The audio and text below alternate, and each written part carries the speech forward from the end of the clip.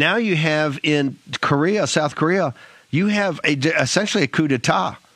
South Korea, which I would argue even probably more than Japan, is our greatest ally because they're actually on the mainland of the Eurasian landmass. And, we still have, 32,000 combat troops there. That is a situation that is imploding before your eyes. I'm bringing Colonel Mills. Colonel, this situation in South Korea is spinning rapidly out of control. Now they're showing up with police and armed forces to basically arrest the president. He's got counter demonstrations of hundreds of thousands of people in the streets. Give us a snapshot of what's going on and how dangerous. Yeah, thank you, Steve. Yes, South Korea is, in many ways, our most trusted treaty partner. They're part of the CHIPS equation. And President Yoon, they are in the fight of their lives right now against essentially a communist coup. Most of these on legacy media, when you see these protests against martial law, 1/3 to 2/3 of those are actually Chinese that have been flown in. This is absolutely crazy. Let's go to this first slide here to explain the lineup of what's going on, please. Here we go, Denver. There we go. So on your left, that's Lee, the leader of the Democratic Party. He's left wing. He's actually pro-China. He calls the U.S. an occupation force.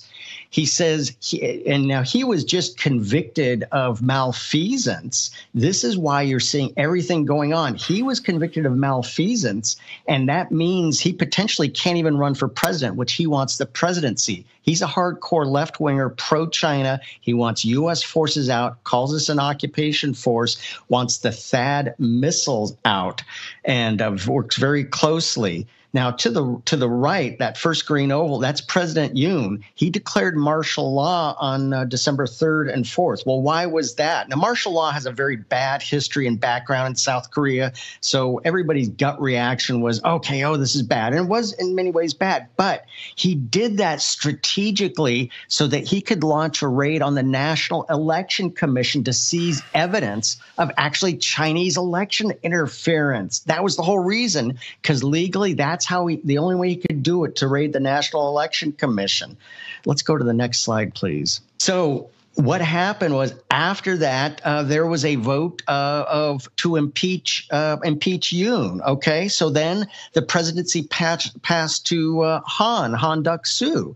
Okay, now he was impeached on December 27th, and the presidency is now President Che. And again, on the left, that's the Democrat Party. They control the National Assembly. It's a unicameral body, but they have 192 seats.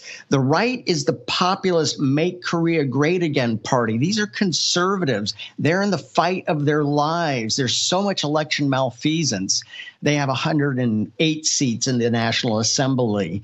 But that's what's going on. So there is huge gatherings. Now, on legacy media, all you see is the impeachment. It's actually not like that. Let's see the next slide, please.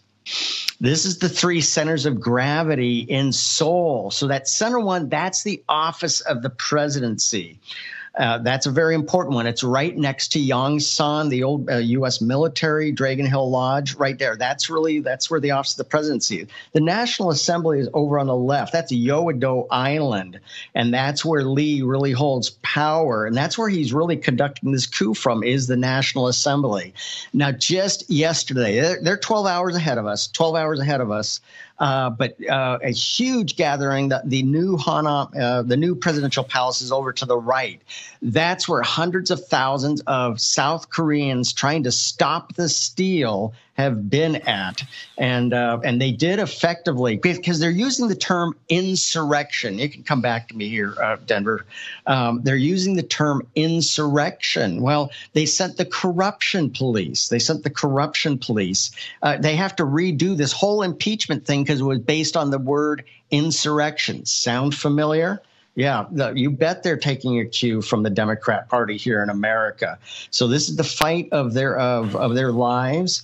And this is potentially buckles the whole right wing of the deterrence against China. And that's exactly why.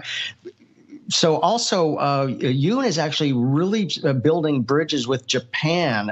There's a lot of hard feelings still from the Second World War. Totally understand that. That's not totally resolved, but he's reaching out to Japan. However, Lee is extremely anti-Japan and wants to break up that alliance. That's also what China is concerned about. So most of what's going on right now, this is a Chinese malign influence attempting to topple South Korea and really make it a enclave of China. So, Steve, this is so concerning and dangerous. As Captain Fennell always tells us, keep the main thing the main thing. Hang on for 1 second, because I got to ask you about. We have a quite large army in South Korea. I want to ask you about that, Colonel Mills, when we return.